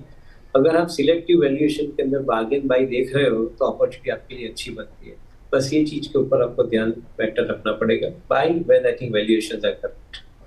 तो ये सर यही राय आपकी रेलवे को भी लेकर रहेगी या फिर रेलवे पे अलग भी होगा सर आपका? नहीं, बिल्कुल I think same point of view, क्योंकि इंफ्रास्ट्रक्चर के अंदर स्पेंडिंग हो रहा है, railway is part of infrastructure. बिल्कुल। और सर्टनली आप इसको प्रीमियम वैल्यूएशन दोगे तो वेटिंग पीरियड आपके लिए लंबा हो जाएगा पोर्टफोलियो का। अभी सर जो रिजल्ट्स आए हैं उसमें बैंकों के नतीजे जो है बाज़ार को काफ़ी पसंद आए और उसके बाद से बैंकों में एक अच्छी रैली भी देखने को मिल रही है। प्राइवेट बैंकों में अच्छी रैली के बाद अब हम देख रहे हैं कि जो मिड कैप PSUs हैं उनमें भी जान आती हुई दिखाई दे रही है। कैनरा बैंक हो, SBI हो, बाकी जो बैंक हैं, central bank of Maharashtra bank of Maharashtra हो, सेंट्रल बैंक ऑफ इंडिया हो। अभी सर अगर हम पहले प्राइवेट PSU को अलग करके अगर हम मिड कैप PSUs पे प्राइवेट कंपनियों को अलग अलग करके बैंकों को अगर मिड कैप PSUs पे ध्यान दें तो आपको लग रहा है कि यहाँ पर क्या अब आने वाले समय में तेज़ी देखने को मिल सकती है? आपकी राय क्या होगी? यूको बैंक, महाराष्ट्र बैंक, ये जो छोटे छोटे बैंक्स हैं जिसमें रिटेलर्स का हिस्सा बहुत ज़्यादा है कि वो पैसे इसलिए लगाते हैं क्योंकि उनको लगता है टिकट साइज छोटा है। आप कुछ टिप्पणी करना चाहेंगे इस पर? मैंने पहले भी एक चीज के ऊपर भार ज्यादा दिया है कि जब भी डोमेस्टिक इकोनॉमी इतनी बड़ी ग्रो हो रही है तो आपको साइज के ऊपर ध्यान देना पड़ेगा। अल्टरनेटिव आपके पास बहुत कम है। अगर जो कंपनी के अंदर आप इन्वेस्ट करना चाहते हो उनकी साइज, उनकी कैपेबिलिटी, उनकी क्षमता नहीं है तो शायद आपको हवा में गोलीबाजी करनी पड़ेगी। यानी कि आप इन्वेस्टमेंट करते जाओगे बट वो कंपनी की साइज नहीं बढ़ती है तो आपका एडवांटेज कम रहेगा, ज्यादा नहीं मिलेगा। तो मेरा ऐसा मानना है कि जो पब्लिक सेक्टर बैंक की आप जो बात कर रहे हैं उनके अंदर शायद उनको कंसोलिडेट करना पड़ेगा। अगर इफ दे आर कंसोलिडेटेड, और जैसे SBI को कंसोलिडेट करके आपने एक अच्छी बड़ी साइज बनाई तो today they are number 1 ahead of HDFC। मैं ऐसा समझता हूँ कि I think that is imperative. आपको पब्लिक सेक्टर बैंक को कंसोलिडेट करके 3 या 4 बिग बैंक्स लाइक SBI आपको क्रिएट करने पड़ेंगे। तो मैं ऐसा समझता हूँ कि that will give the maximum advantage to some of this banks. अगर ये रोल क्लैरिटी मुझे नहीं है आज की तारीख में तो मैं शायद इसके अंदर कोई ज्यादा टिप्पणी नहीं करना चाहूंगा कि आप ये छोटी बैंकों को लो, वो कंसोलिडेट होएगी और उसके बाद उसमें तेजी बनेगी। ये चीज के ऊपर मैं ऐसी कोई थियरी नहीं प्रमोट करता हूँ, कोई टिप्पणी नहीं करता हूँ ये चीज के ऊपर। कोई फेवरेट बैंक सर क्या मतलब लार्ज कैप के साथ ही रहना चाहिए? HDFC, ICICI, SBI इनके साथ ही जाना ठीक रहेगा सर? आपकी $4.5 ट्रिलियन की इकोनॉमी है, अगले 10 साल के अंदर वो $12 ट्रिलियन होने वाली है, 3 गुनी बढ़ रही इकोनॉमी। तो जो बैंक के पास बड़ी बैलेंस शीट है उनके फायदा ज्यादा होने वाला है, जिसके पास बैलेंस शीट छोटी है उसको कंपैरेटिवली कम फायदा होने वाला है। शेयर मार्केट के दाम की बात ना करें, शेयर मार्केट के दाम ऊपर नीचे हो सकते हैं परसेप्शन के कारण भी, बट मेरा ऐसा मानना है कि बड़ी बैंक का सर्वाइवल, बड़ी बैंक का ग्रोथ डेफिनेटली बेटर रहेगा। तो शायद if the margin of safety to be calculated and capital protection is to be seen, तो आपको शायद बड़ी बैंक के ऊपर फोकस आपका ज्यादा रखना पड़ेगा।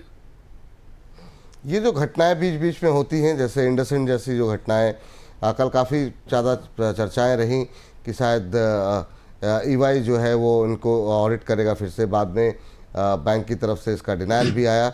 ये कितना सेंटिमेंट को हर्ट करती हैं सर इस तरह की जो घटनाएं सामने आती हैं? अगर आप कोई चीज का ऑडिट करते हो तो उसमें से सीख क्या मिलती है? उसमें से सीख ये मिलती है कि दूसरी बार दूसरे लोगों को इसका प्रिवेंट कर सके मिस्टेक वगैरह। ये ऑडिट का मेन पर्पज होना चाहिए। मेरा ऐसा मानना है कि आज की तारीख में जो हमारी कंपनियां या कंपनियों के साथ में जो लोग स्टेक होल्डर जुड़े हुए हैं उनको आपको कॉन्फिडेंस देना है। तो आपका जो फ्रेमवर्क है कंप्लायंस और रिस्क मैनेजमेंट का, बाद में ये बैंक लेवल पे आप इम्प्लीमेंट करते हो वो तो डेफिनेटली इम्पोर्टेंट है, but most importantly at the regulatory level आपका framework of risk management and compliance implement होना चाहिए। अगर आप ये रिस्क मैनेजमेंट और कंप्लायंस इसका implementation at the central bank level करते हो तो इट इज वेरी क्लियर कि every bank will fall in line, और उसके अंदर ये टाइप के जो एपिसोड होते हैं वो एपिसोड नहीं होंगे because there would be better compliance. इसका एक सिंपल एग्जांपल है आज की तारीख के अंदर स्टॉक एक्सचेंज का कारोबार है वो एक कंप्लायंस ड्रिवन रेगुलेटरी अथॉरिटी के अंदर है। डिपॉजिटरी कारोबार है कंप्लायंस ड्रिवन रेगुलेटरी अथॉरिटी के अंदर है। सिमिलरली आपका इनकम टैक्स रिटर्न फाइल करना, जीएसटी रिटर्न फाइल करना एक रेगुलेटरी अथॉरिटी के अंदर है। तो आप क्यों ऐसा नहीं सोचते हो कि आरबीआई के कंप्लायंस भी आरबीआई के अंदर एक फ्रेमवर्क प्लेटफॉर्म के साथ में जुड़े होने चाहिए? क्यों ऐसा नहीं सोचते हो कि सेबी के जो कंप्लायंसेस है, आईआरडीए के जो कंप्लायंसेस है, पीएफआरडीए के जो कंप्लायंसेस है, उनके कंप्लायंसेस के लिए एक सॉफ्टवेयर उनको प्रोवाइड करना चाहिए सब पार्टिसिपेंट को। And according to that software I think they should be following the compliances. ये आप करना शुरू करोगे तो ये कंट्री के अंदर जो जर्क आ रहा है सब चीज के अंदर टाइम एंड अगेन वो कम हो जाएगा एंड हमारी इंस्टीट्यूशन ज्यादातर सुरक्षित बनेगी, ऐसा मेरा मानना है। बिल्कुल सर। सर ये जो क्रूड नीचे आया है और जो तमाम घटनाक्रम चल रहा है, ऐसे में वो सेक्टर्स जो कि कच्चे तेल से ज़्यादा प्रभावित होते हैं, जो कि सीधे उनको लाभ मिलता है, चाहे वो एमसीज हों, पेंट्स हों या बाकी इंडस्ट्रीज़ हों, यहाँ पर क्या अभी आने वाले टाइम के लिए एक्सपोजर होना चाहिए जिस तरीके से, या फिर आपको लगता है कि नहीं अभी कुछ कहा नहीं जा सकता तो इसके आधार पर पोजीशन नहीं होनी चाहिए? क्रूड ऑयल के दाम अगले 2 साल तक मेरे ख्याल से कम रहेंगे। एक उम्मीद बना के भी चलते हैं और एक कैलकुलेशन के साथ भी जा रहा है।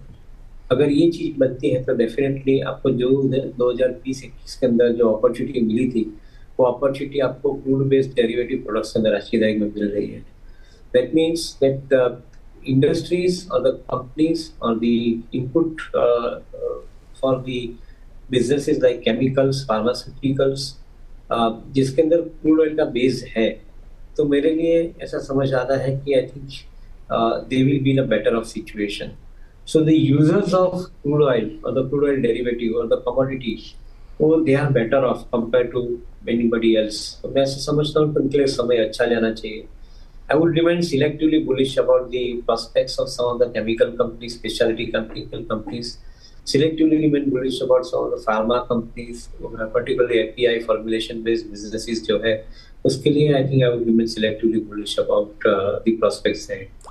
जी, लास्ट क्वेश्चन सर आपसे, अभी के माहौल को देखते हुए, अभी की सिचुएशन को देखते हुए, जो टैरिफ को लेकर के बातचीत हो रही है, उन तमाम चीज़ों को अगर हम एक साथ समेट दें तो अभी आप कैसे देख रहे हैं बाज़ार को, और आपके पसंदीदा सेक्टर करंट भाव पे अगले 6-8 महीने के लिए अगर हमें पोर्टफोलियो में कुछ सेक्टर के कुछ से शेयरों को चुनना हो, वो कौन से हो सकते हैं, और अगर आप कुछ नाम ले लें तो और बेहतर रहेगा। मे बी आई थिंक जो कंपनियां टेक्नोलॉजी इनोवेट करती है और जो कंपनियां टेक्नोलॉजी यूज करती है, जो यूजर बेस है वो अपने बैलेंस शीट के अंदर कितना प्रॉफिट या मुनाफा के अंदर उसको कन्वर्ट करता है टेक्नोलॉजी को यूज करके, और जो कंपनी नए टेक्नोलॉजी बेस्ड प्रोडक्ट डेवलप करती है उसके साथ में वो उतना कितना ग्रोथ लाती है, ये दो चीज के ऊपर हम ज्यादातर ध्यान देते हैं, which is across all the sectors. बाद में आप बोलो फिनटेक के अंदर आप ध्यान दे रहे हो, answer is yes. Banking financial sector के अंदर ध्यान दे रहे हो, आंसर इज यस। आप मैन्युफैक्चरिंग के लिए भी वो ध्यान दे रहे हो, आंसर इज यस। सो हमारा ऐसा मानना है कि instead of selecting a sector, आपको सिलेक्ट करना है इंडिविजुअल कंपनी को जो टेक्नोलॉजी इनेबलर है और जो टेक्नोलॉजी यूजर है, ये दोनों को आपको सिलेक्ट करना है। Accordingly I think you can look at the companies business and the profits that this companies can generate. मैं नहीं मानता हूँ कि कोई सेक्टर स्पेसिफिक व्यू लेके आपको कोई बाजार के अंदर बहुत लंबा पैसा कमाने को मिलेगा। हाँ, direction call definitely sector specific के हिसाब से रखना चाहिए, बट ओवरऑल आपका selection in the portfolio should be based on not on momentum, not on pure direction, but also based on how the companies are implementing this particular advantage, technology advantage to their favour. Devendra sir, आज की इस चर्चा में आप जुड़े, अपना महत्वपूर्ण समय दिया, थैंक यू सर, बहुत बहुत धन्यवाद आपका आज की चर्चा में जुड़ने के लिए, हमसे बातचीत करने के लिए। Thank you so much. Thank you sir. चलिए, तो फिलहाल बहुत सारे हमारे जो दर्शक हैं उनके सवालों की झड़ी लगी हुई है, काफ़ी सारे सवाल हमारे पास आ रहे हैं, लेकिन सवालों के लिए जो समय निर्धारित किया है हमने वो है दोपहर 1 बजे से लेकर के 2:30 बजे तक, और आज विशेष मेहमान के तौर पर हमारे साथ मौजूद रहेंगे डॉक्टर रवि सिंह जी। अगर आपके भी कोई सवाल हैं, कोई प्रश्न है, कोई दुविधा है, तो आप दोपहर 1 बजे से लेकर के 2:30 बजे तक अपने प्रश्न आप पूछ सकते हैं, और आपके प्रश्नों के उत्तर डॉक्टर रवि सिंह यहाँ पर हमारे साथ कार्यक्रम में मौजूद रहेंगे आपके प्रश्नों के उत्तर देने के लिए। तो चलिए, फिलहाल के लिए आपको बता दें कि डॉक्टर रवि सिंह जी हमारे साथ मौजूद रहेंगे। 9354027995 ये है हमारा व्हाट्सएप नंबर, जिस पे आप हमें व्हाट्सएप करके अपने प्रश्न पूछ सकते हैं। कौन से शेयर ले रखे हैं, किस भाव पे ले रखे हैं, कितने समय के लिए रखें, ये तमाम डिटेल के साथ आप प्रश्न पूछिए और आपके प्रश्नों के उत्तर हम दोपहर 1 बजे से देंगे।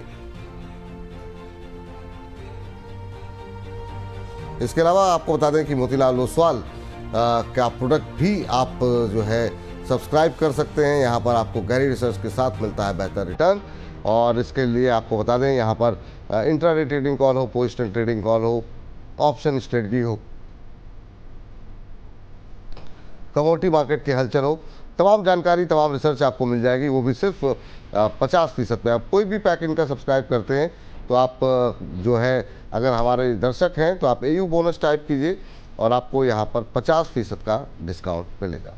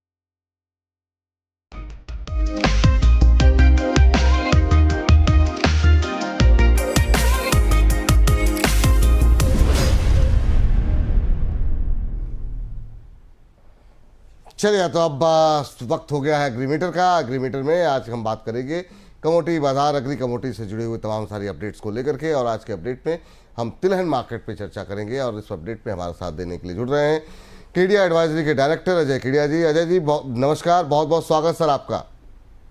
धन्यवाद सर। नमस्कार सर। और आज शुरुआत sir cotton seed oil cake के साथ हम करना चाहेंगे, लेकिन उससे पहले आपकी एक टिप्पणी जानना चाहेंगे सर। कल जो दुर्घटना, दर्दनाक हादसा हुआ है और पूरा देश उससे विह्वल है, दुखी है और एक गुस्सा है बहुत ज़्यादा सर।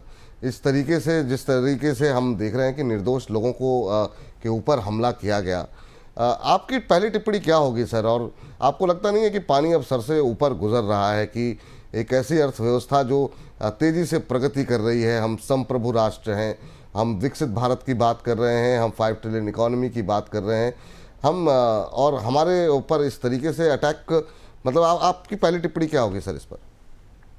काफी दुखद घटना है और लिटरली पिछले साल मैं उसी स्पॉट पे गया था एंड लिटरली जैसे हम सुनते हैं जन्नत है, वैसी ही वो जन्नत का सीन था। लेकिन जिस ढंग से कल की जो ये न्यूज आई है, ये बहुत ही ज्यादा मुझे लगता है कि दुखद है। और पिछले देखिए 5-7 सालों में जब से सिनेरियो थोड़ा ठीक ठाक हुआ 370 के बाद, तो पब्लिक आना चालू होगी और एक टूरिस्ट इकोनॉमी हम देख रहे थे, बन रहे थे। बट ये जो कल की जो घटना है जिसमें हमने करीबन 26-27 जन अपडेट आई है, उसके बाद काफी एक बिकॉज इंडिया जिस ढंग से अभी ग्रोथ कर रहा है, तो ये कहीं ना कहीं एक हम बोल सकते हैं डाइवर्जन हो जाएगा माइंड का। आज हम ग्लोबल स्टैंड पे खड़े हैं और वहीं अगर डोमेस्टिकली ये चीजें हो रही है, तो आई थिंक ये बहुत ही निंदा वाली बात है। और यहाँ पे आई थिंक वर्ड्स ही नहीं है कि हम इस चीज को कैसे एक्सप्रेस करें। और फ्रेंकली विपुल जी, पिछले साल जब मैं गया था तो एक डर जरूर था, बट हमने देखा कि हर 100 मीटर पे हमारे फौजी जवान हैं और सब एक तरीके से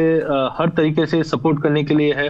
उसके बाद अगर ऐसा सीन होता है तो एक मनोबल जरूर टूटता जरूर है। But I think Indian government अब अच्छे पोजीशंस पे है और इस चीज के ऊपर आगे नहीं है, उसपे स्ट्रिक्ट जो एक्शन लेना है वो ऑलरेडी हरकत में हम आते हुए देख पा रहे हैं। बट लिटरली कल का जो न्यूज थी वो बहुत ही दिल दहलाने वाली थी। बिल्कुल दिल दहलाने वाली है सर, और उम्मीद करते हैं कि मतलब इस बार जो प्रहार हो वो जड़ों पर हो। मतलब जिस तरीके से ये कोशिश की गई, और ये टाइमिंग आप देख रहे हैं सर, मतलब जो मेरा एनालिसिस कहता है कि अमेरिका के उपराष्ट्रपति यहाँ पर मौजूद थे। कोशिश ये की गई इस पूरे घटनाक्रम को एक अंतर्राष्ट्रीय मंच पर दुनिया भर में एक बार फिर से ये मैसेज देने की कि कश्मीर एक विवादित मुद्दा है, और निश्चित रूप से जो है ये इस तरह का संदेश देने की कोशिश की। दूसरा, कश्मीर में जो लोगों को लग रहा था कि अमन चैन लौट आया है, वहाँ की इकॉनमी बेहतर कर रही है, वहाँ की इकॉनमी को डेंट करने की कोशिश की गई।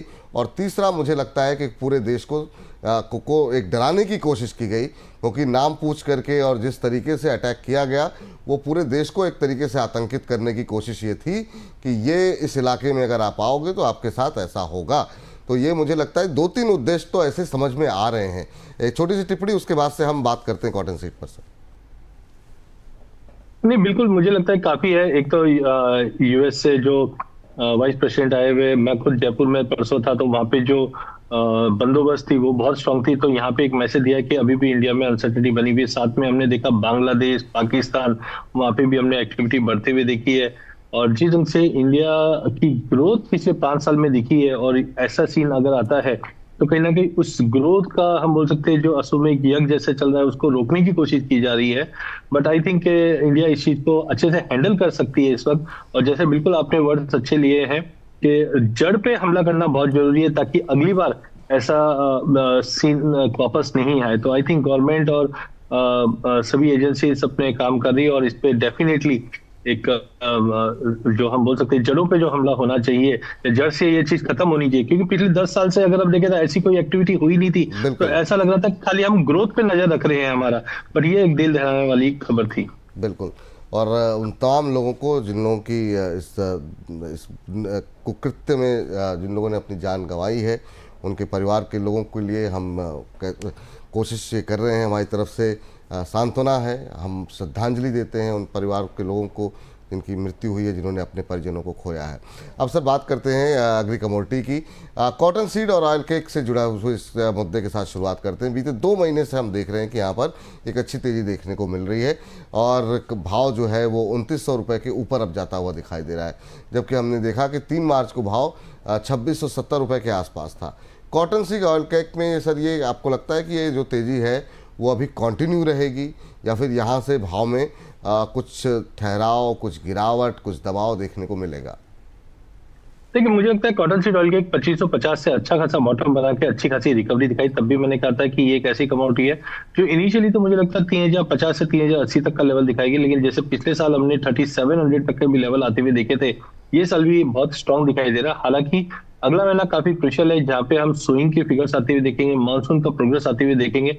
ये काफी इंपॉर्टेंट रहने वाला है। इंटरनेशनल में भी हम देख रहे हैं कि डॉलर की गिरावट के चलते थोड़ा बहुत हमने सपोर्ट आते हुए देखा। इस वक्त 67 सेंट के ऊपर अच्छे से आ चुका है, और माना ये जा रहा है कि स्लोली एंड स्टडी जैसे यूएस और चाइना के बीच में कहीं ना कहीं कंसर्न से इसका बेनिफिट इंडियन मार्केट को पड़ता हुआ दिखाई देगा। इसकी वजह से क्वार्टर में तेजी। कल की अगर बात करें तो जनरली अभी समर्स के अंदर हम देखते हैं एक बार थोड़ा डिमांड भी बढ़ता है, जिस ढंग से कंजम्पशन दूध का भी बढ़ता है, तो पेट इंडस्ट्री का एसएमपी के भाव जो बढ़े हुए हैं उसका भी बेनिफिट है। तो I think 2940 2950 is good to bye.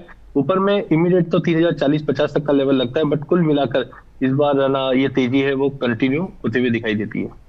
ठीक सर, तो अभी सर शॉर्ट टर्म के लिए क्या आउटलुक प्राइस का देख रहे हैं, और अगर मीडियम टर्म के लिहाज से अगर देखना हो तो फिर किस तरीके से देख रहे हैं आप प्राइसेस को कॉटन सीड और ऑयल की? देखिए, एक साइकोलॉजिकली 3000 का लेवल एक हम बोल सकते हैं एक रेजिस्टेंट फेस जरूर कर रहा है मार्केट। इमीडिएटली मुझे लगता है कि प्राइसेस एक बार 3040 3050 तक का लेवल दिखा सकता है, फिर कंसोलिडेट करेगा, क्योंकि मानसून सोइंग कैसे रहेगी कॉटन की, इसके ऊपर डिपेंडेंसी रहेगी। बट कुल मिलाकर अगर लॉन्ग टर्म के लिए भी लिया जाए तो हो सकता है अगर हम जून जुलाई तक की अगर बात करें तो 3250 से 3300 तक का लेवल मिलेगा। इमीडिएटली मुझे नहीं लगता है कि 2850 के नीचे अब वापस तोड़ता हुआ दिखाई दे रहा है। तो कुल मिलाकर एक अच्छी कमोडिटी रहने की उम्मीद है। ठीक सर, एक अब आगे बढ़ते हैं और जरा बात गेहूं की कर लेते हैं। गेहूं की सरकारी खरीद में अब बढ़ोतरी देखने को मिल रही है। 22 अप्रैल तक देश भर में 91.84 लाख टन की खरीद ऑलरेडी हो चुकी है, जो कि पिछले साल से करीब करीब 4 लाख टन ज़्यादा है। 1 अप्रैल तक गेहूं का स्टॉक भी पिछले साल से ज़्यादा हो चुका है। ऐसे में सर कीमतों को लेकर के अभी आपका क्या आउटलुक दिखाई दे रहे हैं कि मतलब यहाँ से अब मंदी रहेगी या फिर तेज़ी देखने को मिल सकती है? देखिए, आई थिंक ग्लोबल मार्केट में जिस ढंग से अनसर्टेनिटी बनी हुई है, उसी के चलते सभी देश में सभी इकोनॉमी कहीं ना कहीं कोशिश करती है कि फूड स्टेबिलिटी बनी रहे। उसके अंदर गेहूं में मुझे लगता है गवर्नमेंट की जो खरीदी आ रही है वो भी उसी का एक पार्ट है। अब तक रिकॉर्ड अच्छी खरीदी हुई है। प्राइजेस में मुझे नहीं लगता कोई बड़ा फॉल रहेगा, नो डाउट। इस बार प्रोडक्शन भी ठीक ठाक ही रहा है, बट कुल मिला के मुझे लगता है कि प्राइजेस स्टेबल रहेंगे और पॉजिटिव साइड ही मूव करते हुए दिखाई देंगे। 2 से 3% तक की तेजी इसमें कंटिन्यू रह सकती है। ग्लोबल मार्केट में भी मुझे लगता है कि food inflation as of now थोड़े नॉर्मलाइज जरूर हुए हैं, बट ओवरऑल ग्लोबल मार्केट में भी गेहूं के भाव और डोमेस्टिक मार्केट में भी गेहूं के भाव पॉजिटिव दिखाई दे रहे हैं। हम्म। सर, अब आगे चल करके अगर हम गेहूं की ही बात करें तो कौन से वो ट्रिगर हैं जो आपको लगता है कि कीमतों में बड़ा उलटफेर कर सकते हैं, या फिर आपको अभी लगता है कि जो चीज़ें जैसी चल रही हैं सामान्य तौर से चलती दिखाई देंगी? देखिए, क्रॉप आनी थी वो सामने आ चुका है। जैसे पिछले 2-3 सालों में हमने टेम्परेचर का काफी कंसर्न देखा था, वो इस बार इतना ज्यादा नहीं है। तो ओवरऑल प्रोडक्शन साइड आ गया। मुझे लगता है जो ट्रिगर्स रहेंगे वो ग्लोबल मार्केट साइड से रहेंगे। जिस ढंग से अभी भी देखते हैं ब्लैक सी एरिया के अंदर जो कंसर्न है वो जारी है। हालांकि अब माना जा रहा है कि ये अगर सीज फायर हो जाता है फिर भी उसको नॉर्मलाइज होने में थोड़ा समय जरूर लगेगा। बट कुल मिलाकर मुझे लगता है कि ग्लोबल फैक्टर से ट्रिगर ज्यादा रहेगा। डोमेस्टिक साइड में इस बार मानसून नॉर्मल बताया है आईएमडी ने, उसका भी बेनिफिट मिलता हुआ ही दिखाई देगा। बट ग्रुप ओवरऑल मुझे लगता है प्राइस में कोई ज्यादा बड़ी गिरावट जैसी सिचुएशन नहीं है, क्योंकि अभी भी कंसर्न्स बने हुए रहेंगे जो प्राइसेस को एलिवेटेड लेवल्स पे ही रखने वाले हैं। ठीक सर, चलिए सर, अब बिल्कुल आखिर में पहुंचते हैं और सबसे पहले आपसे आखिर में यही जानना चाहेंगे कि इस समय अगर एग्री कमोडिटीज़ में ट्रेड करना हो तो टॉप की एग्री ट्रेडिंग कॉल्स आपकी तरफ से क्या सजेशन रहेगा? देखिए, सबसे पहले अगर हम हल्दी की बात करें तो हल्दी में हमने काफी अच्छी तेजी आती हुई देखी, जो 11,500 से करीबन 15,500 तक का लेवल दिखा दिया। बट बार बार में प्राइजेस 15,800 के ऊपर सस्टेन नहीं कर पा रहा। तो टेम्परेरी मुझे लगता है कि हल्दी के अंदर एक प्रॉफिट बुकिंग देखने मिल सकता है, क्योंकि ऊंचे भाव पे अराइवल भी रहेगा। तो आई थिंक 15 अगर हम 14,900 के करीब अगर जाते हैं वहां पे बिकवाली करके चलना चाहिए। 15,200 का स्टॉप लॉस रखना चाहिए। 14,500 तक का इमीडिएट टारगेट मिल सकता है। बट ध्यान रखिए इस बार बैलेंस शीट काफी टाइट है और उसी के चलते मुझे लगता है लॉन्ग टर्म व्यू तो डेफिनेटली तेजी का रहेगा। जो हायर साइड के ऊपर हम करीबन 180 का लेवल भी देखेंगे, बट 1-2 दिन के हिसाब से मुझे लगता है 14,500 तक का लेवल हल्दी में देखने मिल जाएगा। 14,500 का लेवल। अगली कमोडिटी कौन सी होगी सर? सेकंड मुझे लगता है कि जीरे की अगर हम बात करें तो जीरे में भी हमने काफी अच्छी तेजी आती हुई देखी है। But as of now crop size हमारे पास काफी अच्छा है। चाइना से आगे क्या निकल कर आता है वो काफी इंपॉर्टेंट है। बट आई थिंक सप्लाई को देखते हुए प्राइसेस में दबाव फिर से बढ़ेगा। 23,300 पे बेच के चलिए, 23,135 का स्टॉप 23,600 का स्टॉप लॉस लगा के चलिए। 22,700 तक के टारगेट हम देख पाएंगे। 22,700 टारगेट के लिए आपको शॉर्ट करके चलना है जीरा। तो 2 कॉल अब तक आपको मिली है, दोनों ही सेल की है। तीसरी कमोडिटी कौन सी होगी सर? मुझे लगता है कॉटन सीड ऑयल की एक ऐसी कमोडिटी है जो अब तक एक स्ट्रांग मूव दिखाई है। तो कॉटन सीड ऑयल के अंदर बाय ऑन ड्रॉप की रणनीति बना के चलिए। जहां पे मुझे लगता है 2950 थोड़ा सा पुल बैक आता है तो लेके चाहिए। करंट लेवल से भी लोगे तो अच्छा है। 2910 का स्टॉप लॉस लगाइए। 3,040 तक के टारगेट हम देख पाएंगे कॉटन सीड ऑयल के ऊपर। चलिए, 2 सेल कॉल 1 बाय कॉल की स्ट्रेटजी के साथ आज की ये ट्रेडिंग कॉल्स निकल के आती हुई। सबसे पहले कॉटन सीड ऑयल केक आपकी स्क्रीन पर है तो उस पर नजर डालते हैं। मे फ्यूचर खरीद के चलिए 2950 के आसपास, 2910 40 रुपये नीचे का एक स्टॉप लॉस रखिए और आपको लक्ष्य देखने को मिल सकते हैं। 3,040 के लक्ष्य आपको यहाँ पर देखने को मिल सकते हैं ऑयल सीड ऑयल केक के अंदर, कॉटन सीड ऑयल केक के अंदर। इसके अलावा जरा अगली कमोडिटीज़ पर नजर डालते हैं जहाँ पर सेल कॉल इनिशिएट की गई है, जिसमें जीरा है। मे फ्यूचर बेच के चलना है। 23,300 के आसपास बेचें। 23,600 300 रुपये ऊपर का एक स्टॉप लॉस लगाने की सलाह। कुछ कह रहे हैं सर? नहीं बिल्कुल, मुझे लगता है जीरे के अंदर जिस ढंग से सप्लाई साइड अच्छी है तो दबाव कंटिन्यू रह सकता है। 23,600 का स्टॉप लॉस यहाँ पर लगाइए और 22,700 तक के टारगेट देखने को मिल सकते हैं। हल्दी में मानना ये है कि लॉन्ग टर्म में बिल्कुल तेज़ी बनी रहेगी, लेकिन काफ़ी तेज़ी आ चुकी है। अब थोड़ा सा बेच करके चलें तो ज़्यादा फायदा हो सकता है। 14,900 पे मे फ्यूचर बेच करके चलें। 15,200 का एक स्टॉप लॉस आपको लगाने की सलाह दी जा रही है। 300 रुपये ऊपर और नीचे की तरफ 14,500 यानी करीब करीब 400 रुपये नीचे का एक लक्ष्य आपको यहाँ पर देखने को मिल सकता है। अजय सर, बहुत बहुत शुक्रिया, धन्यवाद आपका आज की इस चर्चा में जुड़ने के लिए और तमाम कमोडिटीज़ पर, एग्री कमोडिटीज़ पर हमारे साथ बातचीत करने के लिए। Thank you sir. Thank you so much. Thank you. तो चलिए फिलहाल के लिए एग्री मीटर को यहाँ पर समाप्त करते हैं। आप लगातार बने रहिए बोनस के साथ। थोड़ी देर में बुलियन मार्केट की हलचल आपको बताएंगे, क्योंकि सोने में तेज गिरावट देखने को मिल रही है। क्या करना चाहिए सोने के अंदर? ये गिरावट थोड़ी लंबी चलेगी या फिर यहीं पर खरीद लें, ये आपको पता लगेगा 12 बजे। और बाज़ार जो ऊपरी स्तरों से फिसल रहा है वहाँ पर क्या करें इक्विटी मार्केट में, उसके लिए आपको जुड़ना होगा 1 बजे।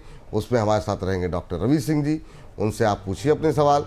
9354027995 ये हमारा व्हाट्सएप नंबर है। और नाम, शहर का नाम, कौन से शेयर ले रखें, किस भाव पर ले रखें, तमाम डिटेल के साथ अपने प्रश्न भेजिए और आपके प्रश्नों के उत्तर दोपहर 1 बजे से लेकर के 2:30 बजे के बीच हम देंगे। मुझे इजाज़त दीजिए फिलहाल के लिए, नमस्कार।